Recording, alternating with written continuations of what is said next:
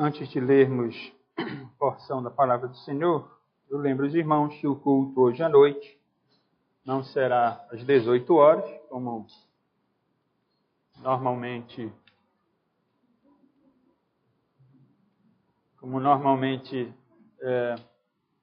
fazemos, mas às 20 horas, ok? Então o culto hoje à noite será às 20 horas e não às 18. Depois do culto nós estaremos no salão embaixo, nos confraternizando como igreja. Todos estão convidados. Então o culto hoje à noite às 20 horas e não às 18 horas. Convido os irmãos a se colocarem em pé, reverência à palavra do Senhor, e abra sua Bíblia no livro de Abacuque. Livro do profeta Abacuque.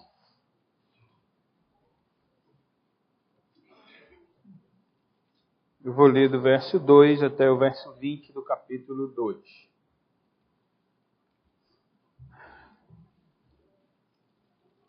Livro do profeta Abacuque. Se os irmãos abrirem Mateus, primeiro livro do Novo Testamento, voltam 5 livros, 5 livros para trás, e os irmãos vão encontrar o livro do profeta Abacuque.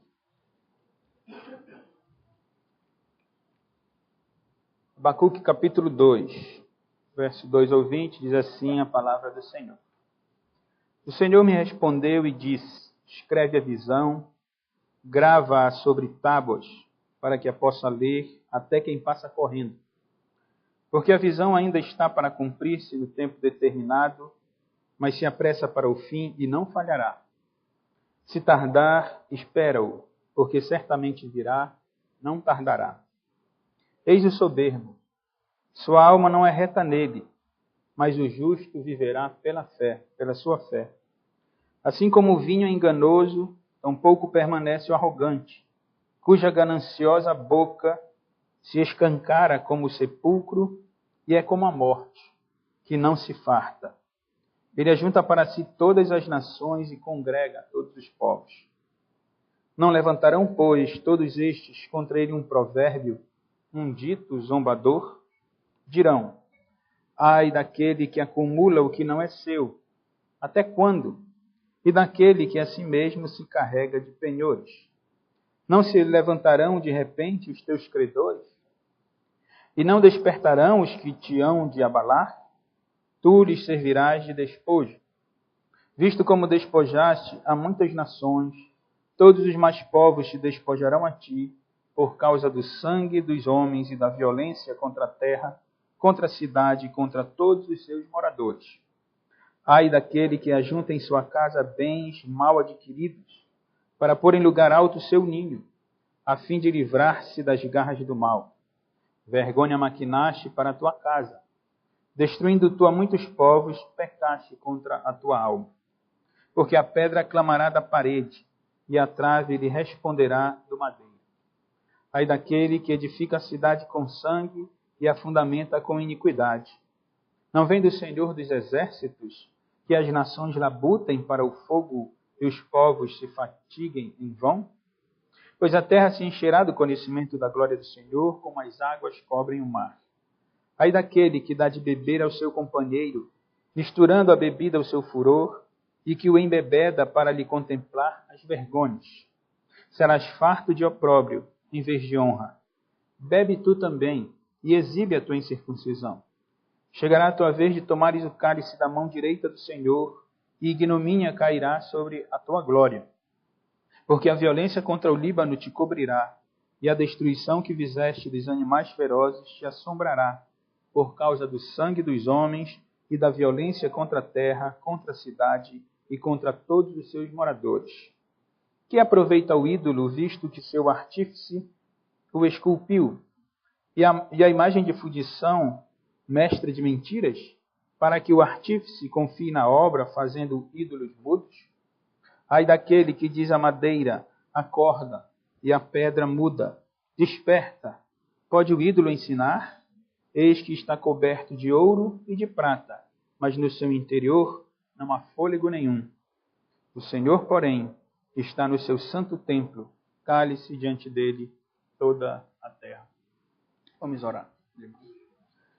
Senhor nosso Deus, Obrigado, Senhor, porque estamos mais uma vez aqui na Tua presença, o local melhor, Senhor, onde poderíamos estar, que é na comunhão dos santos, te prestando um culto solene, logo pela manhã no dia do Senhor. Te louvamos, porque até que o Senhor nos tem ajudado, a Tua misericórdia tem se renovado, Senhor, sobre nós a cada manhã, e essa é a causa de nós não sermos consumidos. Te louvamos, Senhor, porque Tu mesmo tem operado na nossa vida o Teu querer, o Teu realizar, e assim temos sido mantidos, Senhor, por Ti mesmo, na Tua presença, e podemos, Senhor, ouvir a Tua palavra pregada, exposta, palavra que foi inspirada pelo Teu Espírito e tem sido preservada por Ele. Olha para nós agora nesse momento de culto, ser conosco, Senhor, perdoa os nossos pecados, reconhecemos as nossas mazelas e iniquidades e temos a certeza de que por nós mesmos não somos dignos de estar na Tua presença, mas por causa do sangue de Cristo derramado na cruz do Calvário em nosso lugar, é que adentramos, Senhor, a Tua presença e assim podemos prestar culto a Ti. Aceite, Senhor, o nosso culto, me abençoa na pregação da Tua palavra e ser com os irmãos também, Senhor. Aplica esta porção ao coração de cada irmão, de conformidade com a Tua vontade. Senhor, em nome de Jesus é que nós choramos. Amém. Os irmãos podem sentar.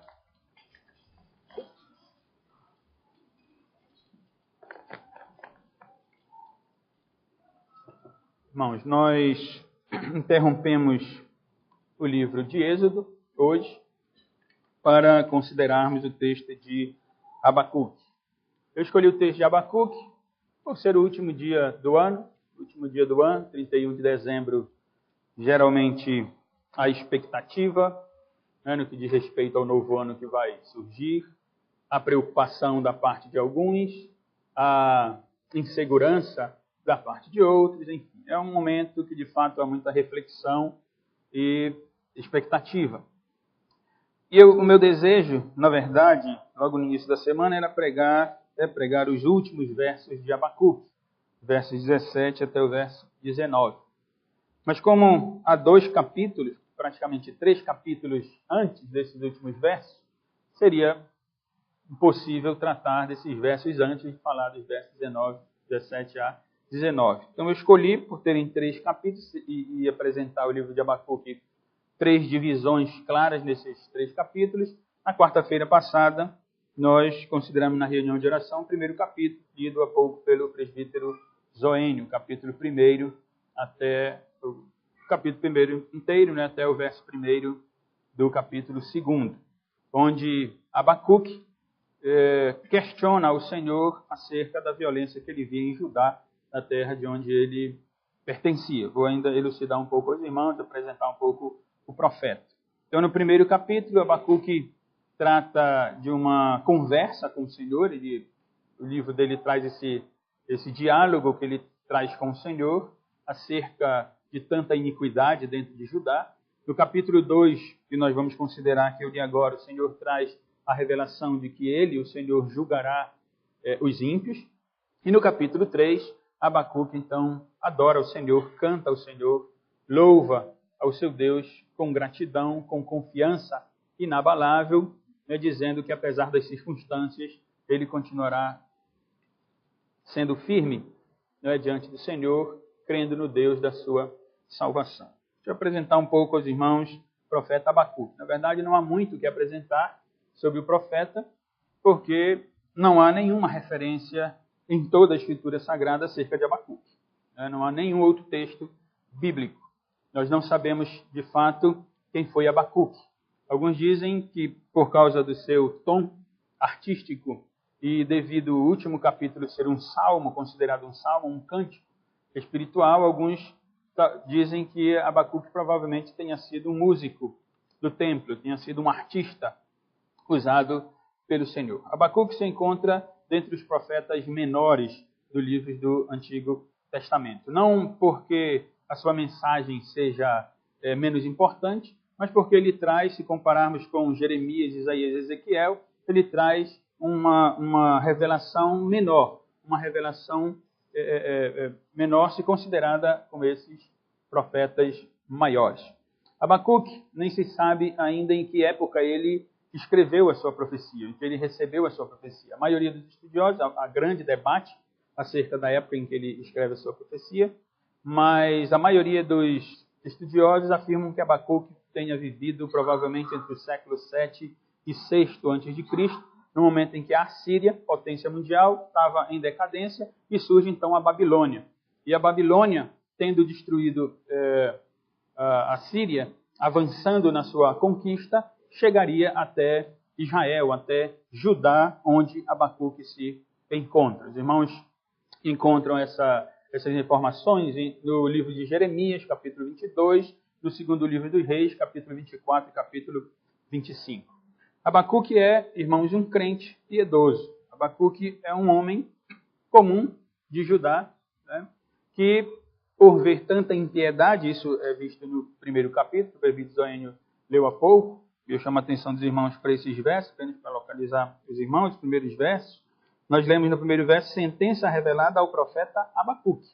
Sentença aqui é uma revelação. Sentença aqui pode ser a ideia de um peso, de um cargo, algo que Deus deu mesmo a Abacuque, que é um profeta. Alguns estudiosos dizem que Abacuque talvez não tenha sido profeta, mas o texto nos apresenta como profeta. Um profeta, só para lembrar os irmãos, era aquele que era colocado pelo próprio Deus como um intercessor entre Deus e os homens. O profeta era chamado por Deus, recebia a revelação da parte de Deus e tinha a grande responsabilidade de anunciar aquela revelação ao povo de Israel. Essa revelação recebida pelo profeta tinha o seu fundamento e a sua base na lei que Deus havia dado a Israel no Monte Sinai, que nós estamos estudando em Êxodo.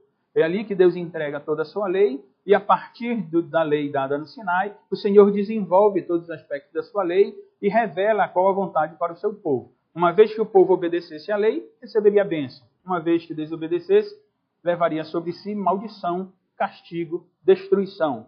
Nisso consiste a revelação de todo profeta.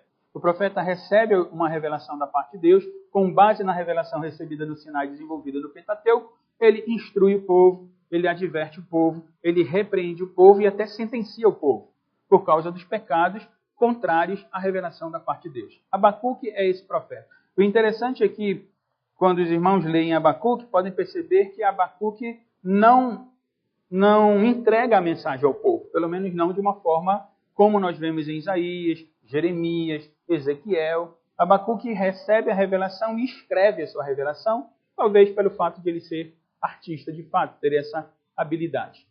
Abacuque, então, se encontra numa condição aqui, provavelmente no século VI, século VII, século VI a.C., num contexto em que Judá está em crise moral, crise política, crise econômica, semelhante à da nossa realidade no Brasil.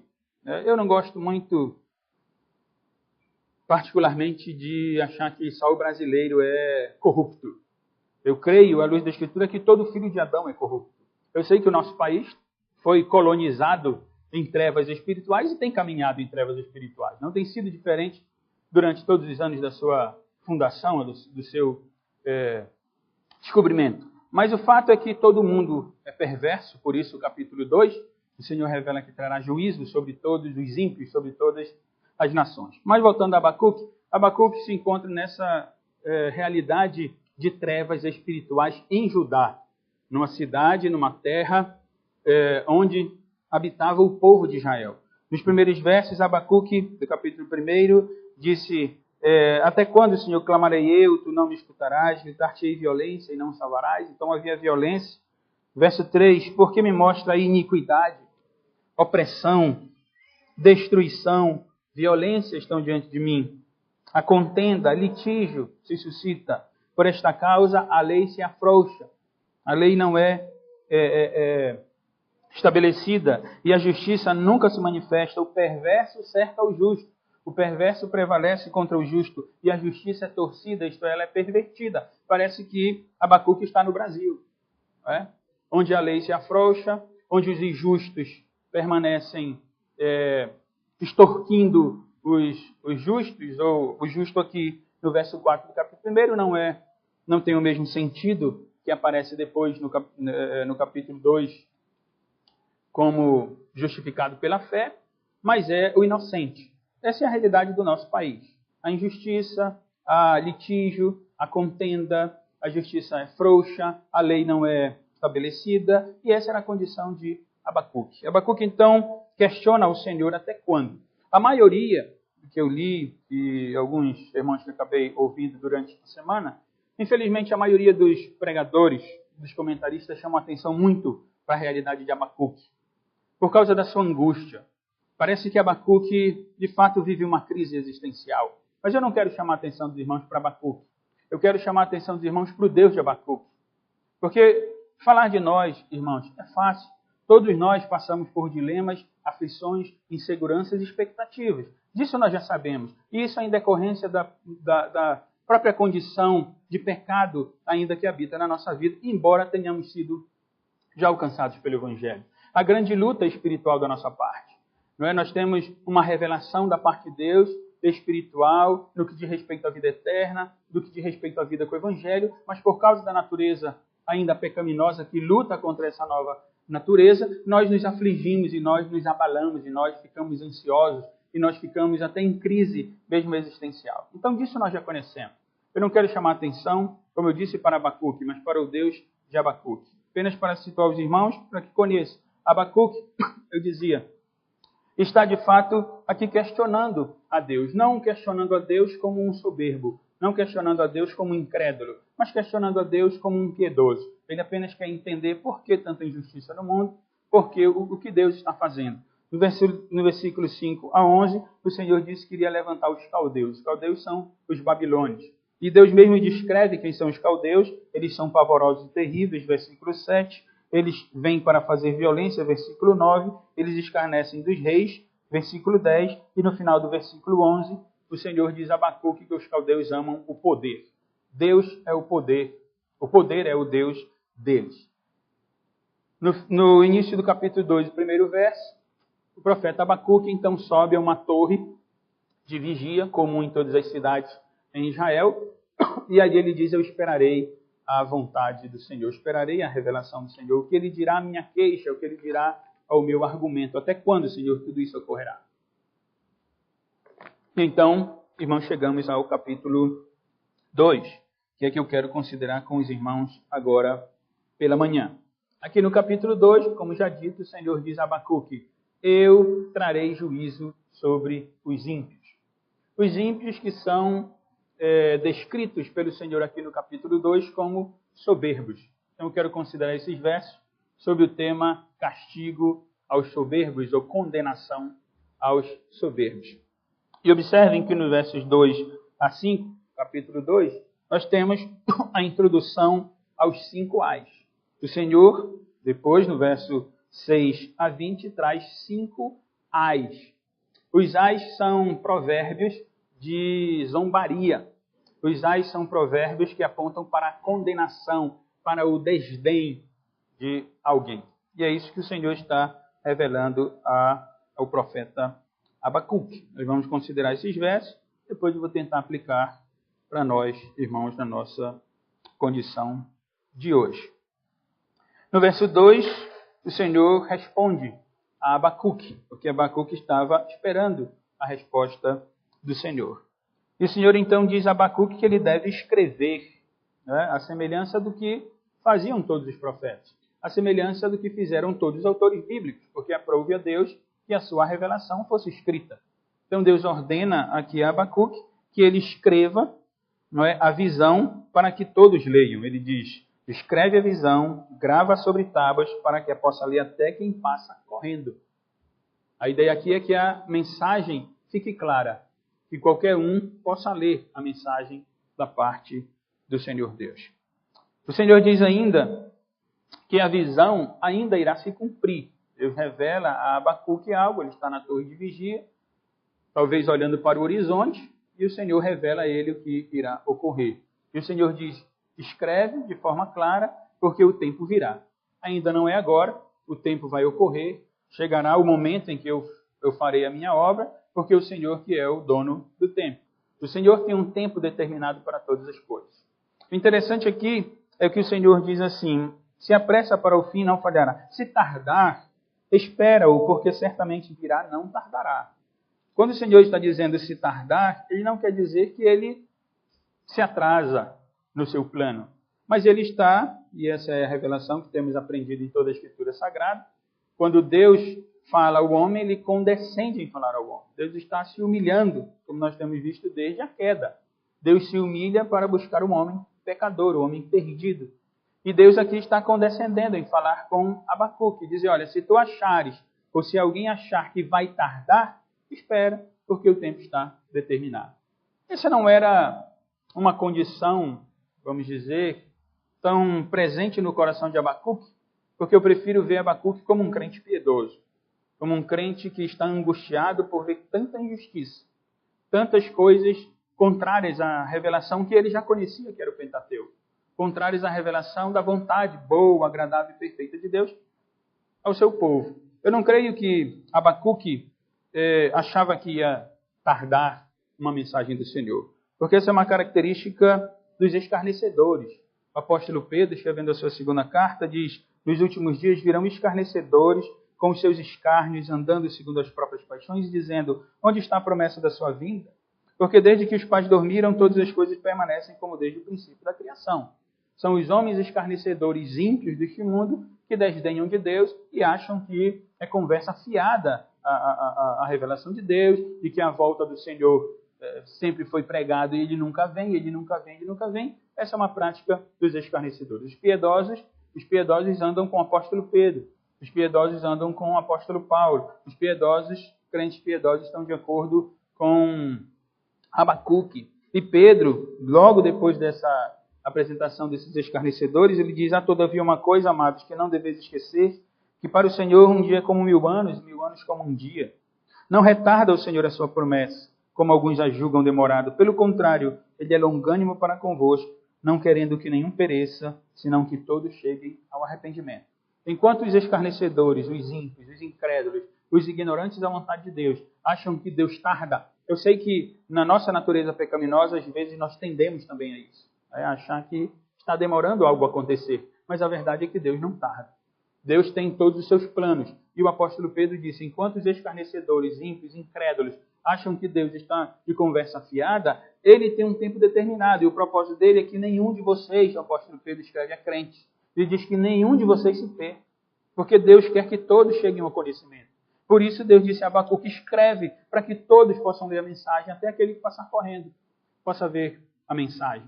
Ora, mas a mensagem de Deus, à luz do que nós lemos agora na segunda epístola de Pedro, a mensagem de Deus mostra que Deus mesmo faz distinção clara entre aqueles que o servem e aqueles que não o servem. Ou, na linguagem de Abacuque, Deus faz uma distinção entre o soberbo e o justo.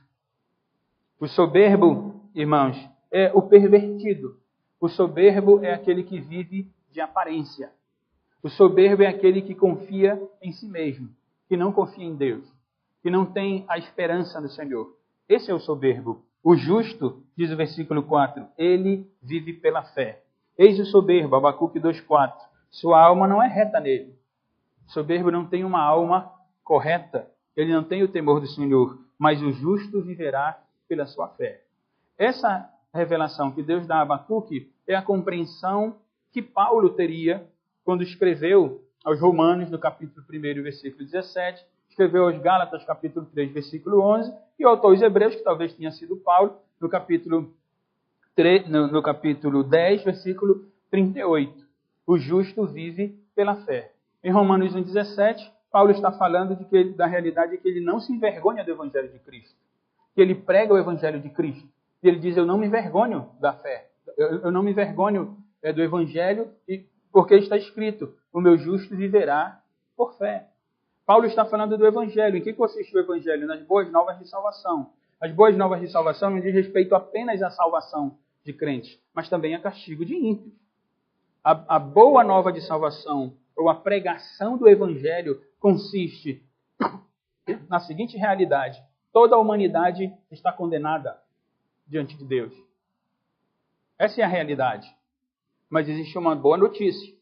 Dentre toda essa humanidade, Deus escolheu alguns e ele salvará.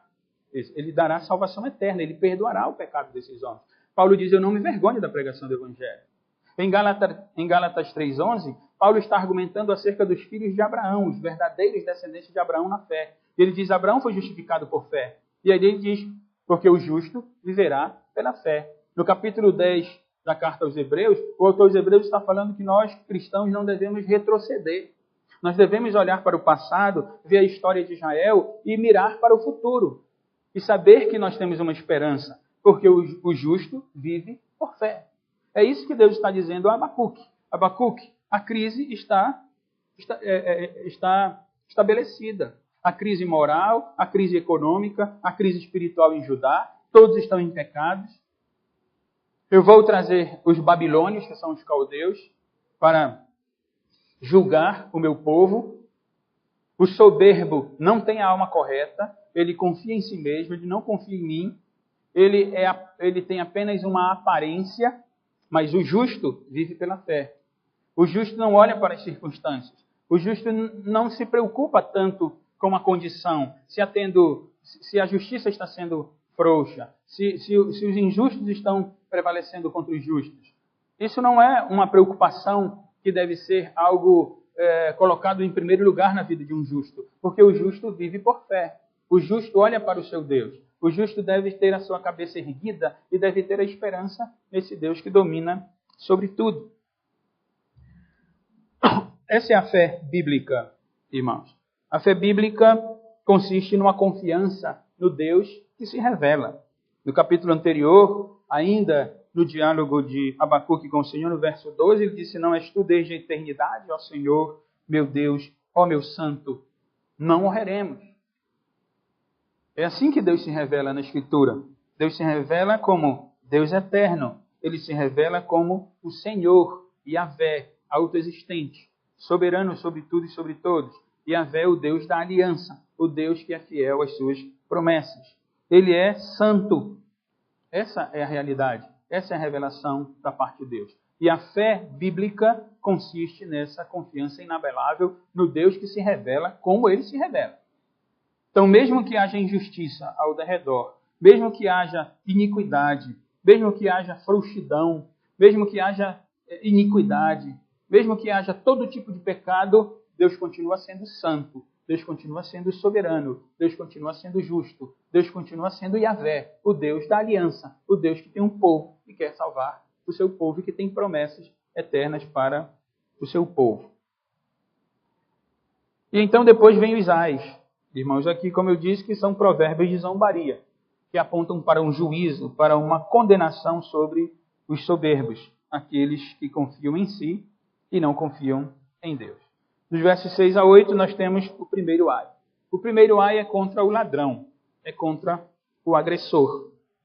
Ai sobre aquele que acumula para si o que não é seu. Versículo 6, não levantarão, pois, todos estes contra ele um provérbio, um dito zombador, dirão, ai daquele que acumula o que não é seu, até quando? E daquele que a si mesmo se carrega de penhores.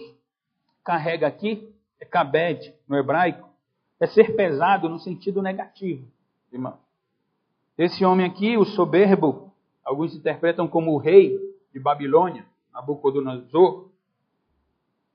É provável que seja, porque Deus disse no capítulo 1 que ele levantaria os babilônios para julgar Judá, e agora o Senhor revela a Abacuque que trará juízo sobre esses ímpios, sobre os babilônios. E talvez a referência seja de fato ao rei da Babilônia. Mas, à luz de todo o livro, à luz de toda a realidade que Deus está mostrando que trará juízo sobre os ímpios, esse soberbo é qualquer soberbo. O pecado de adquirir bens, né, que não são seus, não é apenas de Nabucodonosor, não é apenas dos babilônios, mas isso é comum em todo filho de Adão não regenerado, não nascido em Cristo. Eu dizia que essa ideia de carrega os penhores é uma ideia pesada, a semelhança do que ocorria com o faraó. Os irmãos devem lembrar no livro de Êxodo, entre o capítulo 7 e o capítulo 10, naquele diálogo de Moisés com o faraó. como Moisés ia até Faraó e dizia, olha, Faraó tem que libertar o povo, e a Bíblia nos dá o termo, a nossa versão, de que Faraó tinha o coração obstinado, Faraó tinha o coração duro. Pois essa é a ideia. São homens maus, irmãos aqui, que se aproveitam da debilidade de outros e acabam tomando bens para si, bens que não são seus. Mas o Senhor revela aqui que isso não será para sempre. Não será assim para sempre. Porque os agressores, irmãos, que derramam violentamente sangue, no verso 8, sobre a terra, eles pagarão por isso. Eles servirão de despojo para os seus credores. O despojo aqui é o resto de uma guerra, que aponta para o juízo da parte de Deus. Então os homens são maus, eles adquirem o soberbo que não confia em Deus, mas confia em si mesmo, é mau, tira bens que não são seus, são dos outros, e adquire bens para si com força, com violência, com coração obstinado, como se nada fosse ocorrer com eles. Essa é a realidade do nosso país. Os homens poderosos, os homens ricos da nossa nação, os políticos da nossa nação, metem a mão em cofre público, roubam o nosso dinheiro, fazem o que querem, como se nada fosse acontecer com eles. Mas Deus está dizendo, isso não será para sempre. Porque o soberbo, ele deverá pagar por isso.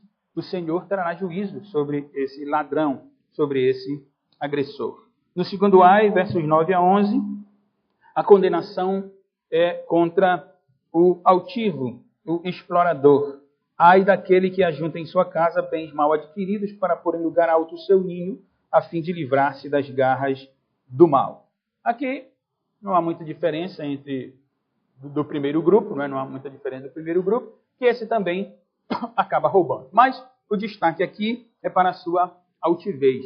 A semelhança do que ocorreu com aqueles homens da Torre de Babel, capítulo 11 do livro de Gênesis, esses aqui querem montar o seu patrimônio, tirando bens dos outros, eles montam o seu patrimônio, eles montam todo o seu poderio para que nada lhes venha a causar dano.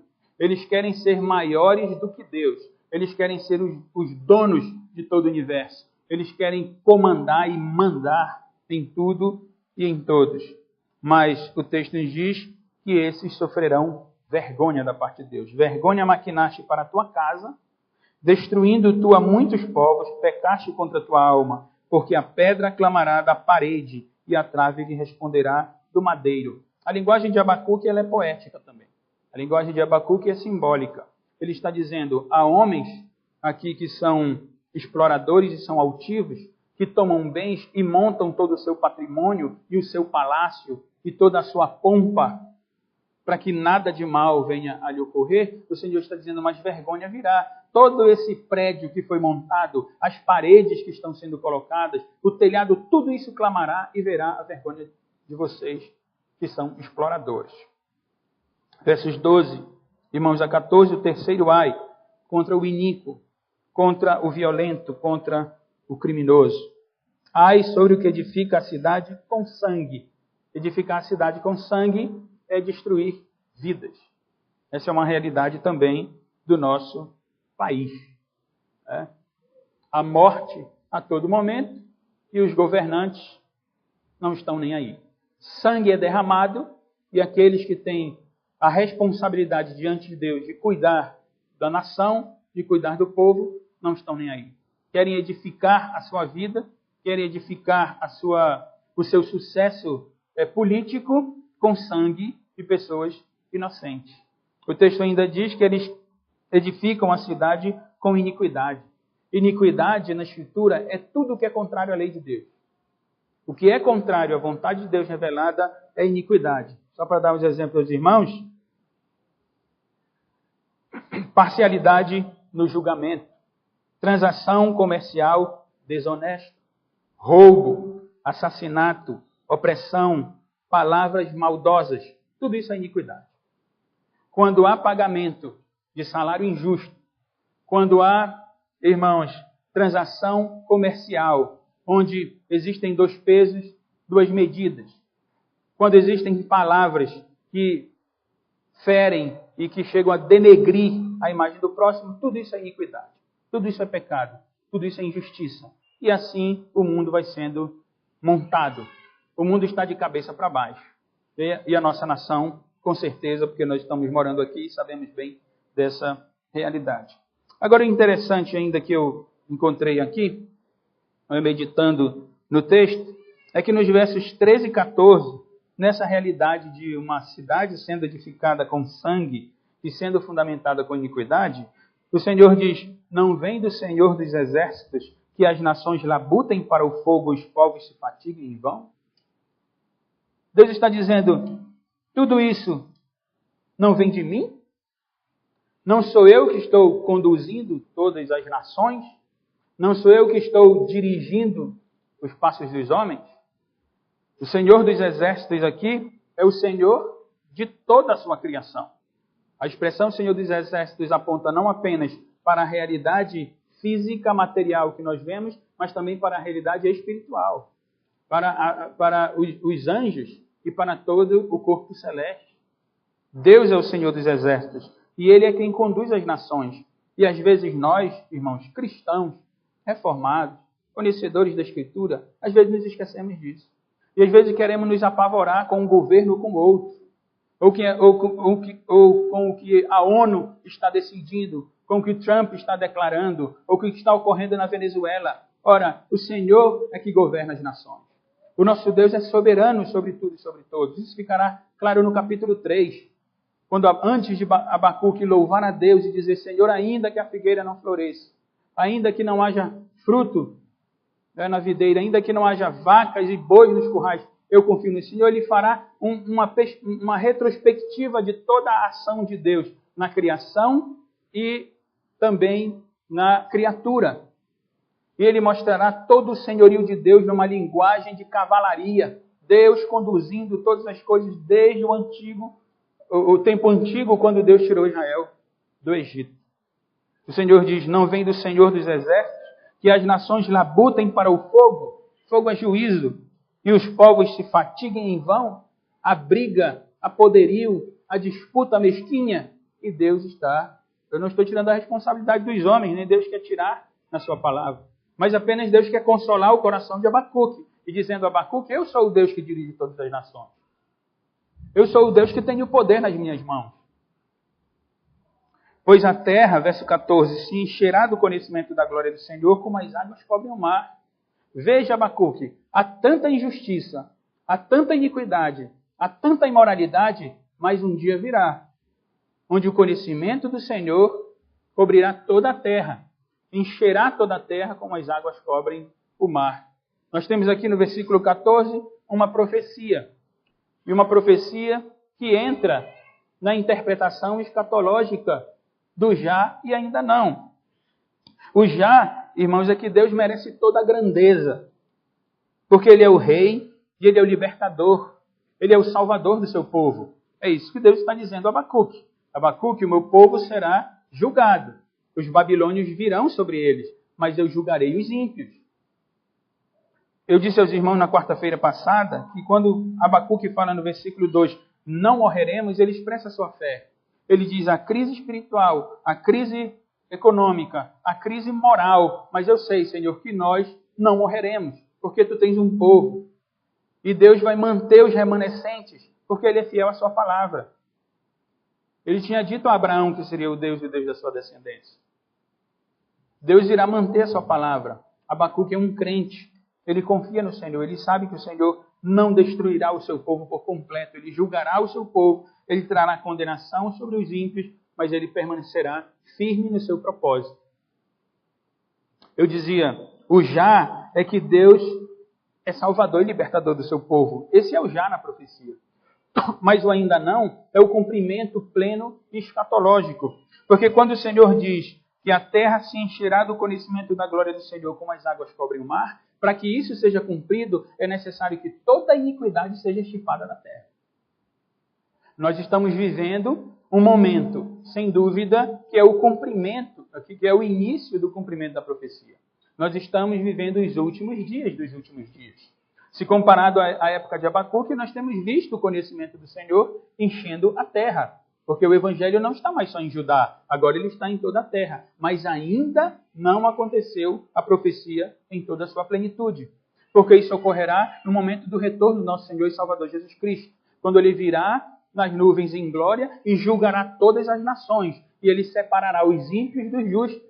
Ele separará os soberbos que confiam em si mesmos e que desdenham de Deus, dos crentes humildes que vivem pela fé e que têm a sua esperança no seu Deus que é Salvador e Libertador. Para que isso ocorra, é necessário que toda iniquidade seja extirpada. Quando Cristo retornar e os ímpios e soberbos forem condenados ao inferno, então sim, toda a terra será cheia da glória do Senhor. E aí virá o cumprimento, virá o fim, irmãos. Porque esse é o propósito de Deus. É que o homem usufrua da sua glória. Essa é a pergunta dos nossos catecismos. Qual é o fim de todo homem? Para que propósito o homem foi criado? Para glorificar a Deus e gozá-lo para sempre.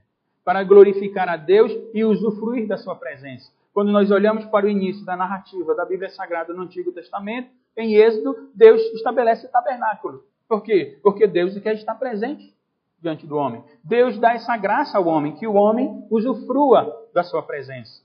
Mais tarde, na época dos reis, Deus estabelece o tabernáculo, o templo. E ali Deus se faz presente no templo. Nos últimos dias, Cristo encarna. E João nos diz logo no primeiro capítulo que Cristo tabernaculou, que Cristo habitou conosco. Tudo isso mostrando o nosso futuro glorioso. Porque Cristo veio não ainda para a época do seu reino estabelecido, como alguns judeus pensavam, esperando de forma equivocada o Messias prometido no Antigo Testamento. Mas ele veio para dar início aos últimos dias. Ele veio para habitar e para fazer com que homens vissem a sua glória, a glória unigênita, como a glória do Pai de João. E os homens contemplaram a face de Deus na pessoa de Cristo.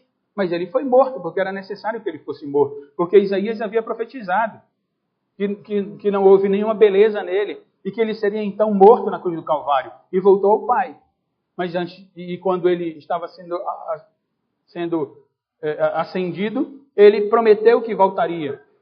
Os anjos disseram que, assim como vocês estão vendo, ele subindo assim, ele voltará.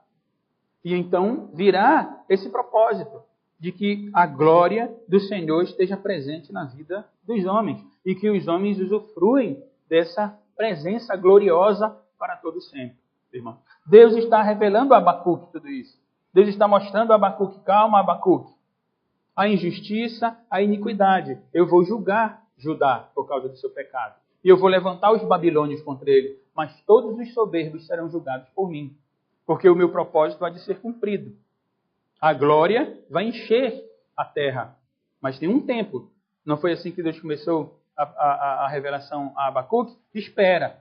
Se tardar, espera. Porque ainda não é chegado o tempo. Há o tempo determinado, onde eu vou cumprir com todos os meus propósitos. Ainda, irmãos, o quarto ai, contra o beberrão, contra o imoral, versos 15 a 17. Ai sobre aquele que embebeda o seu companheiro, diz o Senhor, e faz isso para ver a nudez dele. Ai daquele que dá de beber ao seu companheiro, misturando a bebida do seu furor, e que embebeda para lhe contemplar as vergonhas. É imoralidade, é bebedice, é coisa de tolo e de soberbo. Por isso o Senhor tinha dito no verso 4, eis o soberbo, sua alma não é reta. Verso 5, assim como o vinho é enganoso, tampouco permanece o arrogante. Salomão, quando escreve os provérbios, fala da ilusão do vinho, não é? O vinho parece bonito na taça, ele diz. Não olhes para o vinho na taça, porque ele engana. O que é sábio não se deixa ser conduzido pelo vinho. O vinho é aparente. Pois o Senhor diz assim, a vida do soberbo. Ele tem uma aparência, mas ele chegará, mas o fim dele é morte. O fim dele é podridão. E aqui, quando ele fala desse beberrão, desse imoral, ele diz, esse dá bebida misturada com o seu furor para que o seu companheiro mostre a sua vergonha, mostre a sua nudez. Entre prostituição, como é a nossa realidade, irmãos, da nossa sociedade. O que ele receberá do Senhor? Opróbrio, no verso 16. ele receberá do Senhor vergonha. Ele é um fanfarrão, esse soberbo aqui, esse beberrão imoral. Ele é um fanfarrão que violentou os homens, violentou os animais do Líbano.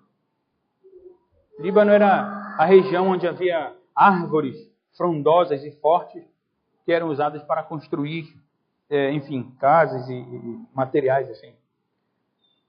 E aqui a revelação diz que esse homem fanfarrão violentou os homens, violentou os animais e que ele deverá pagar por isso. Toda essa realidade diz respeito aos babilônios, né, que virão até Judá e destruirão e tomarão Judá como cativo. Tomarão Judá e farão todos esses males a Judá. E o Senhor está dizendo, eu vou julgar esse povo ímpio. E o quinto ai, irmãos, o último ai, que é contra o idólatra. Versos 18 até o 20. Ai, diz o Senhor, uma condenação, um juízo, também na vida do que faz um ídolo. O Senhor diz, o ídolo é mestre de mentira. Ele é esculpido por um artista. O Senhor diz, para quê? Um artista vai confiar numa imagem muda que foi criada por ele mesmo.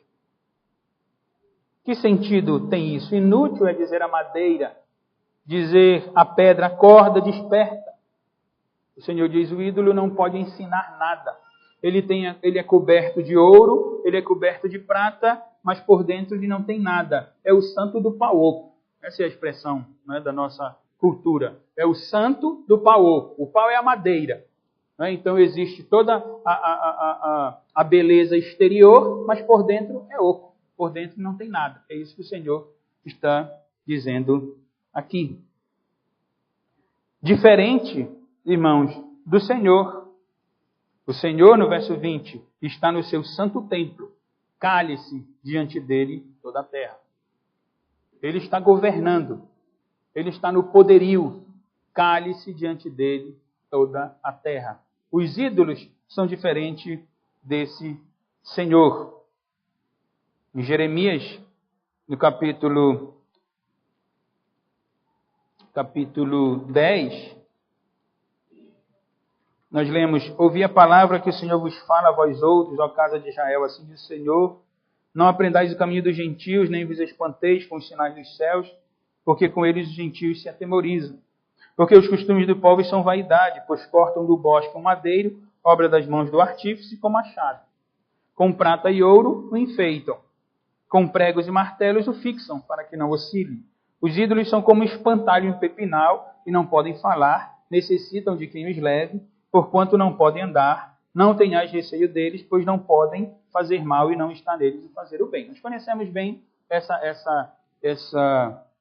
realidade aqui, porque nós temos na cidade de Belém uma das maiores festas religiosas onde um ídolo é conduzido no mês de outubro, um ídolo exatamente como é descrito aqui em Jeremias. Um ídolo que não pode falar, é necessário que o conduzam, porque ele tem perna, mas não anda, tem olho, mas não vê. Irmãos, percebam que aqui na revelação de Abacuque, a condenação é para o ladrão, o agressor, o altivo explorador, o iníquo, criminoso, é para o beberrão imoral e para o idólatra, porque esses pecados estão totalmente ligados. Eles apontam para a tristeza de trevas espirituais na vida de um povo, na vida de uma nação. O cego espiritual é cego, completamente cego, e precisa da luz que é Cristo. Precisa da luz do Evangelho, do Senhor, da revelação que Deus dá aos homens. Ainda lá em Jeremias, nesse contraste com os ídolos, ninguém há semelhante a ti, ó Senhor. Tu és grande, e grande é o poder do teu nome. Quem te não temeria a ti, ó Rei das nações? Pois isto é a ti devido, porquanto entre todos os sábios das nações e em todo o seu reino, ninguém é semelhante a ti. Jeremias 10:10. O Senhor é verdadeiramente Deus, Ele é o Deus vivo e o Rei eterno. Do seu furor treme a terra, e as nações não podem suportar a sua indignação. O Abacuque diz, aqui no finalzinho do capítulo 2, depois de ter falado do ídolo, o Senhor, porém, está no seu santo templo, cale-se diante dele toda a terra. Por que toda a terra tem que se calar diante de Deus? Porque é Ele quem traz o juízo. É Ele quem irá trazer juízo e condenação sobre todas as nações. A Babilônia aqui é apenas uma figura dos governos corruptos e soberbos do nosso mundo. A Babilônia aqui é apenas uma figura do governo corrupto que há no nosso país. O pecado no qual Judá havia caído é o pecado de todo homem ímpio que não conhece a Deus. Quando Paulo escreve aos Coríntios, ele diz: cuidado, aquele que pensa estar em pé, olhe que não caia. Tomemos cuidado, irmãos, com a nossa vida espiritual, para não cairmos nesses pecados deliberadamente, achando que não ocorrerá nada conosco. Porque o Deus, o Senhor Yahvé, que encherá a terra do conhecimento da sua glória, Ele está no seu santo templo. E Ele está vendo todas as coisas. E Ele conduz todas as coisas. E Ele trará juízo sobre todos os homens. Deixa eu tirar algumas lições, irmãos, para nós.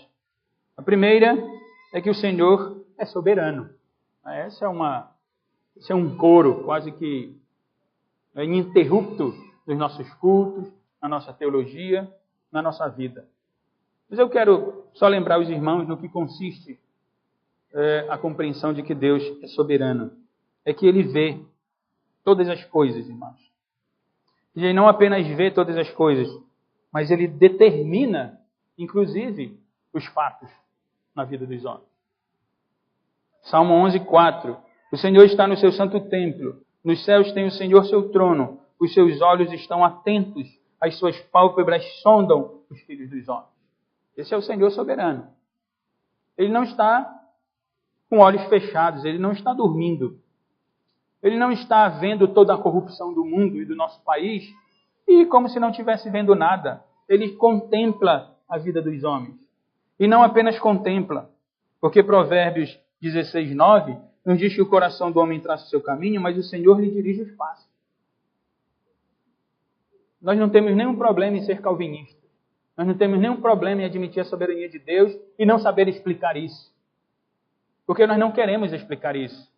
O nosso papel é apenas nos curvar diante de Deus, nos humilhar diante de Deus e pedir explicação piedosamente, como Abacuque fez. Até quando, Senhor? Eu não entendo isso. Até quando? E devemos confiar no Senhor como Abacuque confia, e isso fica claro no capítulo 3. Então, a primeira lição é que o Senhor é soberano. Ele vê todas as coisas, Ele vê todos os homens e Ele dirige os passos dos homens. A segunda lição é que um dia haverá um juízo. Todo juízo que os irmãos encontrarem no Antigo Testamento, com as nações ímpias, com aqueles povos circunvizinhos a Israel, e Deus destruindo aquele povo, quando os irmãos encontrarem juízo dentro de Israel, por causa do pecado que havia em Israel, como ocorria em Judá na época de Abacuque, os irmãos devem lembrar que todos esses juízos apontam para o grande juízo do dia da volta de Cristo. Nos conduzem a esse grande julgamento. O Senhor destruirá a iniquidade do mundo. Ele humilhará os arrogantes, irmão. O arrogante é o soberbo. Eu disse no início, o soberbo é aquele que não confia em Deus, ele confia em si mesmo. O soberbo é aquele que acha que não precisa da lei de Deus. Ele não precisa da igreja de Deus. Ele não precisa do povo de Deus. Porque ele é soberbo. Ele acha que ele pode se autopastorear. Ele acha que ele pode viver a sua vida porque ele é o dono da sua vida. Esse é o soberbo. Ele não se humilha diante de Deus. Ele não quer ouvir a palavra de Deus. E a Bíblia diz que só o Senhor é justo. E por isso ele é único, digno de exaltação. Quando alguém não se submete a Deus, quando alguém não se humilha à vontade de Deus revelada, ele está se exaltando, está se enaltecendo. E isso é contra a vontade do Senhor. Isaías capítulo 2, versos 11 e 12. Os olhos altivos dos homens serão abatidos, e a sua altivez será humilhada. Só o Senhor será exaltado naquele dia, porque o dia do Senhor dos exércitos será contra todo soberbo e altivo, e contra todo aquele que se exalta, para que seja abatido. O dia do juízo virá contra os soberbos. Deus ainda condenará os injustos. Toda injustiça, irmãos, toda iniquidade, tudo aquilo que é contrário à lei do Senhor é pecado. Jeremias capítulo 22, verso 13. Ai daquele que edifica a sua casa com injustiça, e os seus aposentos sem direito, que se vale do serviço do seu próximo sem paga e não lhe dá o salário. Veja a injustiça. Não dá um salário justo, não paga aquilo que é correto. Foi o que eu disse durante o sermão. São homens que montam todo o seu patrimônio em detrimento do pobre. São homens que ficam ricos em detrimento do pobre. São homens que querem crescer, né, supervalorizando os juros, para que eles fiquem ricos, pomposos, e o povo cada vez mais na miséria. É o patrão que, ao invés de dar um salário justo, não, ele prefere seguir a lei do país, que é um salário mínimo, irrisório, que se fosse ele não iria aceitar. Mas como ele olha para o empregado, acha que o empregado, a lei diz um salário mínimo, então eu vou dar um salário mínimo para ele, e o problema é dele. Os homens que mudem a lei, mas ele não, mas isso é injustiça. Se pode pagar de forma justa, deve pagar de forma justa. Mas não é o que ocorre no nosso país. Isso é injustiça, isso é iniquidade, isso é pecado. E Deus trará julgamento sobre os injustos. Deus ainda, irmãos, castigará os idólatras. Porque Deus não divide a sua glória com imagens de escultura. E os que adoram a imagem de escultura, diz a Escritura, que se tornam semelhantes às suas Escrituras. Irmãos conhecem o Salmo 115. Prata e ouro são os ídolos deles, obra das mãos de homens, tem boca não falam, tem olhos não veem, tem ouvidos não ouvem, tem nariz não cheiram. Só aparência. Suas mãos não apalpam, seus pés não andam, som nenhum lhes sai da garganta. Verso 8. Tornem-se semelhantes a eles, os que os fazem e quantos neles confiam. Querem uma aparência? Então vão ter só aparência, porque o julgamento vem. E serão destruídos, e serão extirpados da presença do Senhor. Essa lição estou dizendo, haverá um juízo. Deus trará juízo sobre todas as nações. Obadias 1,15. O dia do Senhor está prestes a vir sobre todas as nações. Como tu fizeste, assim se fará contigo. O teu mal feito tornará sobre a tua cabeça. Terceira lição, irmão. Dentro desse juízo, ainda dentro dessas aplicações, Deus é soberano, Ele trará juízo, mas há a boa nova, de que o povo de Deus permanecerá com o Senhor.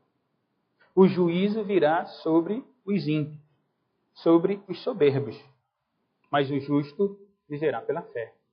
O justo contemplará a face de Deus, viverá diante do Senhor. Os crentes vivem pela fé, apesar das circunstâncias. Apesar das circunstâncias. Como eu disse, isso ficará mais claro no capítulo 3, especificamente no finalzinho. Ainda que a figueira não floresça, nem haja fruto na vide, o produto da oliveira minta, os campos não produzam mantimento, as ovelhas sejam arrebatadas do aprisco e nos currais não haja gado, todavia, eu me alegro no Senhor, exulto no Deus da minha salvação. O Senhor Deus é a minha fortaleza e faz os meus pés como os da corça e me faz andar altaneiramente. Os que confiam em Deus estarão para sempre com o Senhor. Paulo diz isso quando escreve aos Tessalonicenses. Ele diz que quando o Senhor retornar, aqueles que estiverem vivos subirão para a presença do Senhor. Os que tiverem partido, estiverem dormindo, receberão novos corpos e estarão para sempre com o Senhor. Tudo isso diz respeito àquele grande dia do julgamento de Cristo. O Deus que se revela na pessoa de Cristo, que é soberano, que contempla a vida dos homens, que dirige os passos dos homens. Ele trará juízo, condenação a todo tipo de iniquidade e impiedade e conduzirá o seu povo para si. E todos viverão crentes, justos, aqueles que vivem pela fé, esses viverão para sempre com o Senhor. Por isso, irmãos, a última lição é que todos nós devemos conhecer os planos de Deus. É por isso que eu escolhi Abacuque também para tratar. Eu sei que Abacuque não é muito lido. Alguns nem sabem onde está Abacuque. Alguns nunca leram Sofonias, nunca leram Naum, mas é o nosso dever, irmãos, como cristãos, contemplar a revelação do Senhor. Nós devemos conhecer a revelação de Deus, de Gênesis a Apocalipse. Nós precisamos tirar da nossa vida a preguiça de ler a Escritura Sagrada. Eu estou falando de mim. A preguiça que dá de ler textos que não são tão familiares a nós. Isso porque nós preferimos passar tempo no Netflix, no Facebook, e para o cinema, e para o aniversário. Não tem nenhum problema exatamente nisso. Mas quando nós priorizamos isso na nossa vida em detrimento do conhecimento da lei do Senhor, então nós vamos capengar na nossa fé. E nós estaremos sujeitos a ataques do diabo, ataques da carne, do mundo, porque nós não estaremos fortalecidos na lei do Senhor. É nosso dever conhecer a lei de Deus, os planos de Deus para a sua igreja. Por isso deve haver leitura e pregação da palavra de Deus na igreja. É por isso que nós nos esforçamos para ler, estudar e pregar a palavra de Deus na igreja. Porque esse é o dever de todo cristão. É por isso, irmãos, que na nossa casa deve haver leitura da Escritura Sagrada, no nosso lar, individualmente, em família. E assim nós poderemos testemunhar os feitos do Senhor. Abacuque escreve para que todos leiam, até quem passa correndo. Então nosso dever como crentes, como servos do Senhor, também é evangelizar, também é levar a mensagem do Senhor às pessoas. É testemunhar os feitos do Senhor, a sua criação, a sua providência, o seu juízo e a sua vida eterna em Cristo Jesus. Isso é a revelação do plano de Deus. Não é só a salvação. Olha, Jesus te ama. Não é só isso. Mas é a criação. Deus criou tudo e criou para a sua glória. E o propósito de Deus é que o homem viva para a sua glória. Mas o homem pecou. Veio o juízo. Vem a condenação. Mas tem a boa nova. Jesus veio na cruz e morreu para salvar todo aquele que nele crê. Todo aquele que confiar nele. Isso é plano de salvação. Isso é o plano de Deus. Isso é o que deve ser testemunhado. Onde quer que nós estejamos. Onde quer que o Senhor, na sua providência, nos coloque. Que Deus nos abençoe, irmãos. Como eu disse, eu quero chegar no capítulo 3, que hoje à noite estarei pregando aos irmãos. Vendo a confiança de Abacuque, o seu louvor, o seu cântico, toda a sua compreensão. Por isso, consideramos o capítulo 1, o capítulo 2, a olhar para o nosso Deus e confiar no nosso Deus. Vamos ficar de pé. Eu pedi ao presbítero Zoínio que escolha um hino, um cântico. Vamos louvar, depois orar e encerrar o culto. Nário, número 316.